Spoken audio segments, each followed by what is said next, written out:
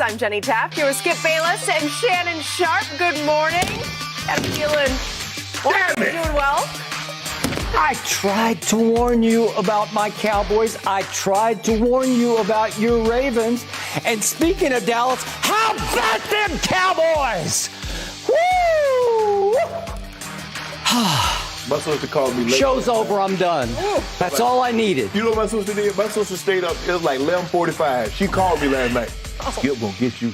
Oh, no. She did? Am I? Oh, hold on. Condolences and good luck. I thought we were cool, Skip. I mean, you know what I'm saying? Yeah. We brothers. We're real cool, because I'm real cool today. Okay. I'm on fire. I have missed these Mondays. Cowboy win Mondays. It always gets interesting around here. You had a good weekend, Skip. Your Sooners, the Cowboys. We will get to last night's crazy duel between Lamar Jackson and Patrick Mahomes in just a few minutes. We got to start with the Cowboys. After throwing it all over the field week one, Dallas kept feeding Ezekiel Elliott and Tony Pollard yesterday. The rushing duo combined for 180 yards and 2 touchdowns, despite not throwing any TDs. Dak Prescott orchestrated an 11-play drive to kick a game-winning field goal as time expired as the Cowboys beat the Chargers 20-17. So, Shannon, I will start with you. Scale of 1 to 10, how impressive were the Cowboys? My old college jersey number, 2. 2? That's all they get. What game were you watching? I watched the game that you watched. Well, what TV were you watching? You first of Wait all. a second. I got to ask. Can you go buy like a Cowboy hater TV No. that shows you a different game like they lucked into it somehow? That's exactly. Oh, you mentioned it. See, you already knew. Yeah. You know that was. Skip, look. The Chargers gave this game away. They had 2 TDs called back by penalties, cost them 11 points. When you look at it, they had 12 penalties for 99 yards. 11 of those penalties were on the offensive side of the football. The Chargers had 7 drives. Now, normal NFL game, there's normally about 11 drives. They had 7 drives. All of those 7 drives reached at least the 35-yard line of the Cowboys. If they kick field goals on all the drives, they win the ball game 21-20. Oh. So That's a landslide. No. But they would have won the game. It wouldn't have been a landslide. But Skip, they had 2 touchdown call back with the proceed. And I think that's what drives the coach crazy, Skip. It's the pre-snap penalties. Holding, the one Jerry Cook got on Wolf Hunter, Skip, that was a holding. I mean, a couple of those calls, they were very, very obvious. Okay, I got no problem with that. You saved your quarterback. You didn't take the proper steps. Your technique wasn't good, and it got you in trouble from the start. Okay, I get those. But Skip, the illegal shifts, the illegal formations, the pre-snap penalties, you got to be better than that. You got to be, and the Cowboys are doing everything they possibly could to give you the game, especially that last drive. But that's neither here nor there. Skip, the Cowboys got off to a great start. 14 points in the first quarter. 13 first downs, a 15-play drive, 7 minutes to start the game. And I'm like, man, are you serious? And then all of a sudden, the Chargers settle in. And even though it was, the Cowboys get 14 points in the first half, in the first quarter, Skip, they only gave up 6 points over the last 3 quarters. So the game was right there for the Chargers to take. But it was those self-induced penalties that cost them the ball game. You can't do those things. You take 2 touchdowns off the board. You can't take big plays off the board. So for me, I'm gonna give them the 2, and I only gave them the 2 because they won. Because they wasn't overly impressive to me. Justin Herbert outplayed your guy, and you know it too, Skip Bayless. You know it. Don't you sit up here? Nah, don't look at that stat sheet.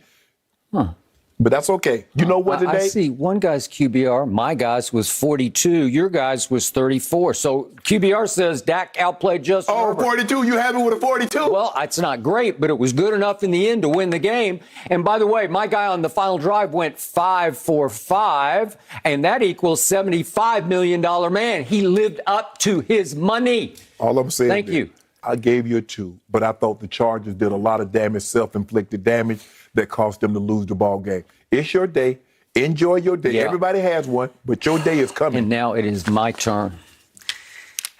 I thought about giving my team a 10 for this, but a 10 would have been beating Tom Brady at Tampa Bay on opening Thursday night.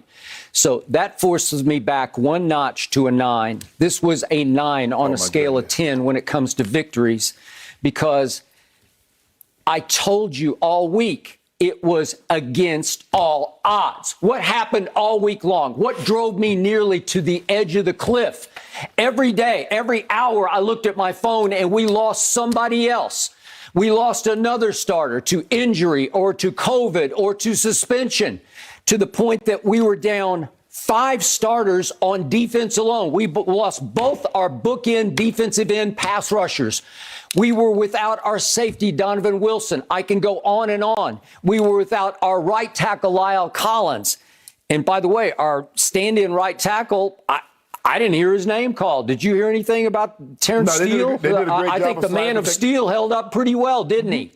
And we were without Michael Gallup, and I can go on and on. And this is the kind of what can go wrong, will go wrong for my team that would have crushed my team's spirit last year or the year before when we missed the playoffs. And somehow I told you that this team has a new fight to it. It has a new spirit. It got launched out of Hard Knocks. And I told you Dak is back. He's 100% healthy, and he is living up to the $75 million because the pressure is off for him to compete against Jerry Jones in a contract impasse to finally get the respect he deserves. He was crumbling under the pressure to win the contract. Now he is skyrocketing without any pressure on his shoulder pads after he got paid and finally got rewarded for what he has achieved for this franchise. So all of a sudden, when the pressure was highest yesterday, he was at his greatest. And I look at my team, and I told you, this is the wounded tiger theory, where you have to just rise up and everybody has to play a little bit over their means. And that it's an old theory from the early NBA days that I covered back in the 1970s. Beware the regular season team that seems like it has no chance because of injuries or suspensions or COVID. And here we came right out of the gates, as you just said. We went 78 yards in 15 plays. That didn't happen. Dak was on an historic pace of throwing for 1 billion yards on 1 billion completions, as we talked about on Friday over the last 5 games, and they were lucky to win 1 of the 5 games. Right. It took a lucky watermelon onside kick against Atlanta for them to pull that game out 40-39. And it was because Dak always started slowly, and they dug holes they couldn't dig back out from under. The point was they took it right down the Chargers' throats without, just completely undermanned, with no chance. They took it all the way home, 78 yards, 15 plays, and all of a sudden it's 7-0. And before the first quarter ended, you mentioned it, we piled up 13 first downs. Do you realize that tied an all-time NFL record for the first quarter? Is that not flipping the script from the way we used to start games, where we'd fall tragically behind and not be able to, and Dak would throw for 1,000 yards in the fourth quarter that you would dismiss as empty calories? Am I right? They were. Okay, so here they came. And what did I predict on Friday? I said, we will balance it up, 50-50 run pass, and I even underestimated that.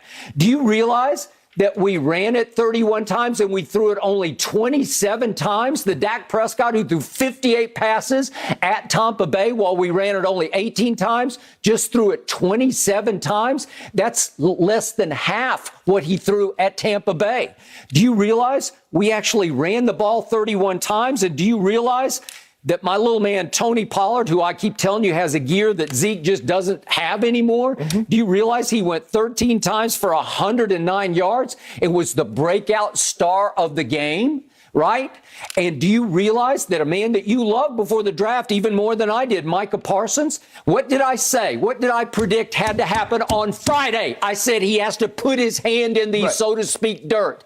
He has to get down in a stance as a defensive lineman, a defensive end, a pure pass rusher. What did they do right from the start? They just put him right down, and they moved him all over the line, but they put him down at Randy Gregory or DeMarcus Lawrence or even sometimes from the middle. He was wreaking havoc. as he said after the game, there are a lot of tired guys over there trying to block me. And that is exactly right. Sometimes they blocked him at the expense of somebody else getting loose. Well, the thing was, Skip, is what they did. They found a weak link. The right tackle, Bulaga was out. Gone. And they put the backup in there, and he wore him out. He was inside, outside, spinning him like a top. Okay, so we wind up with 198 yards rushing. Who saw that coming? No. A team that is just pass happy to the point of being pass nutty.